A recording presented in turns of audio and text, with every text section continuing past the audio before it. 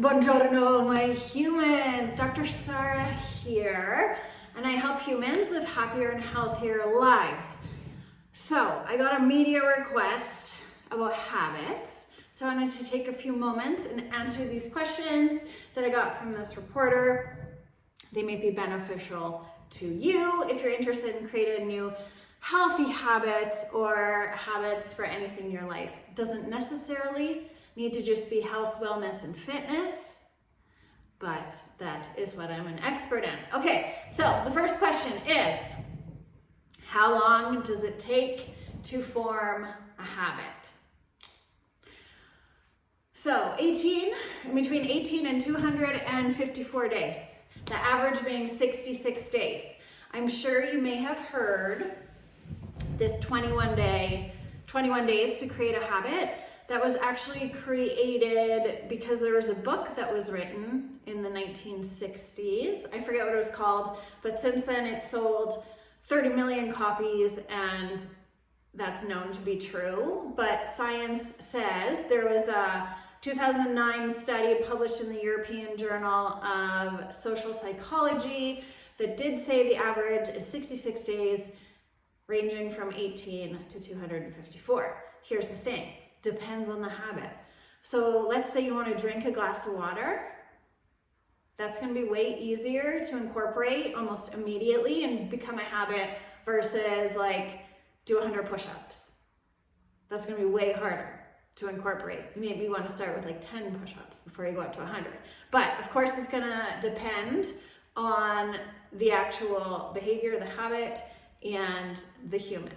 Okay, some people can incorporate new habits much easier because they think a certain way. They've done some, perhaps have a really positive mindset or have done some mindset training. If you haven't done mindset training, look into it or reach out to someone who knows about it. Okay, question number 2. What's the difference between a habit and an addiction? So, a habit can definitely turn into an addiction. But when we classify an addiction is something that you feel like it's usually pretty negative at that point, and you no longer have control over it. Addiction tends to be more biological and neurological. Not saying that a habit won't give you the same dopamine hits and whatever, but an addiction almost feels like it's necessary and you no longer have control over the situation. It's very challenging to stop doing that behavior, and it feels like you are out of control and has become part of you. Whereas a habit can still become part of you, but you still have conscious control. You're making, even though the whole goal with habits is to make them automatic, basically, so you don't have to think about it, because our brain has 60,000 thoughts a day, right? And the more we can make something become automatic, we don't have to waste brain power on that. And like 40 to 45% of your day is driven by your habits and what your brain has done before. That's one of the tasks of our brain is repetition, then you no longer have to think about it. Your brain just does it automatically. But a habit, still, you have control over it. You can decide to stop doing it, whether that's going to be challenging or not. But it's more in your conscious mind and you can still control it. And it's not necessarily, yes, we have bad habits and we have good habits, but there's a lot of overlap with that. But if you think habit is still kind of within your control, you can start or stop, you have control over it, and addiction has become more of like a disease, it's part of you, you lost control, you have that feeling of like, even if you wanted to stop, you couldn't. So substance abuse, food can be an addiction, there can be exercise addictions, all sorts of things, but addictions usually do start with habits. Okay, so that was confusing. I don't know if that was clear for you, but there is a difference in between a habit and an addiction. Okay, question number 3. What's the difference between a routine and a habit? So one of the goals of a habit is to make it automatic. right? We have to be more, so ideally you want that habit to go into your subconscious, so you don't have to even think about it anymore. Where a routine is more, a routine can be a habit, but a routine is more like a system that you put in place, whether that's your morning routine or how I get ready before a video, or a routine I do with a client in the gym. A routine is, I would say, more in your conscious mind, and you haven't quite made it a habit. But you can turn a routine into a habit with time and repetition and just doing the same thing over and over and over again, and how you think about it. But there is a lot of overlap with routine, habit, and also an addiction. But I would say a routine is more like a system that you're putting in place, that you're gonna do certain things in a certain order. And the longer you do the routine, then it becomes a habit. So I would suggest that the routine comes before it's a habit, and you can make that routine into a habit, okay? But they can be very much similar and interlinked. Okay, what is more important, time or repetitions? Both. One's both, one's not more. You have to do it over and over and over again over time. So both. The longer you do it, the more reps you do, the easier it's going to be for your brain, the faster it's going to become a habit. But again, it depends on the task and the human. Yeah, right. There's no like black or white answers with this. So I'm sorry, but that's how human beings work. We're not that easy, right? We are complicated creatures. Okay, last question. What are tips to form a new habit?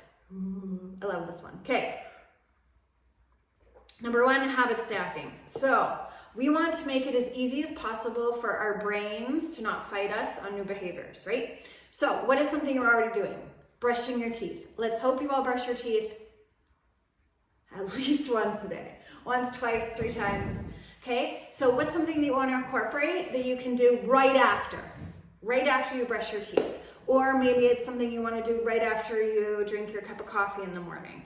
Like for instance, if you want to take supplements, if you put them in the morning, right beside your cup of coffee or your coffee machine, maybe when you make coffee, you can immediately do your habit, okay? What we want to do is create the easiest path to success. So creating your environment that's going to support your new habit change.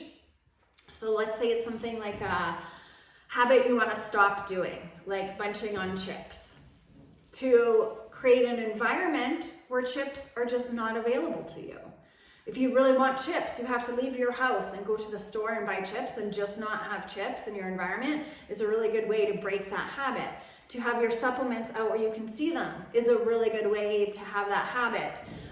There are a lot of trackers, downloadable apps that you can do. Let's say you want to create an exercise habit or a water drinking habit, or going for a walk habit, or a standing up and moving habit. You can set alarms, you can set reminders, but I find habit stacking the number one easiest way to start incorporating habit.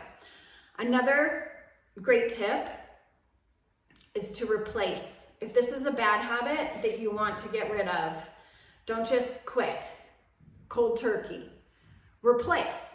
So let's go back to the chips. Say you, instead of eating chips, you want something crunchy, right? You still want a similar behavior in your body, a similar like reaction. So maybe you replace the chips with, I would say carrots, but raw carrots, people don't always love that. Maybe let's say like kale chips, right? Replace it instead of just totally taking it away. I've helped a lot of people quit soda by just replacing it with carbonated water, sparkling water, or carbonated juice and water. Replacement is easier than just quitting, okay? Another great tip, get yourself an old-fashioned calendar. Something happens different in your brain when you put pen to paper, and every day that you complete your new habit, put an X on the calendar, or a check mark, or a smiley face, or whatever. So then you can look at the calendar and be like, I did my habit 7 days this week. Pat on the back. 5 days this week. pat on the back. But you can visually see, and that little smiley face, check mark, or X will give you a little bit of a dopamine hit to keep it consistent, okay? Because motivation doesn't last, and it's consistency over and over and over again, repetition over time that will help you create those habits, okay? I hope that was helpful. If you need help with habits, I have a perfect solution for you. Just reach out to me, or I'm gonna put this up on YouTube and other places. So you can comment below. Let's leave a muscle bicep emoji. Oh, I can't talk, words are hard. Sentences are harder. Below, and I'll get in contact with you about how you can create new habits in your life and make it a much easier process with small, sustainable changes that you do on a daily basis, so it's not overwhelming, it's not hard, and it's life-changing and sustainable. Okay, Dr. Sarah signing out. I appreciate you, and I hope to see you here again soon. Goodbye.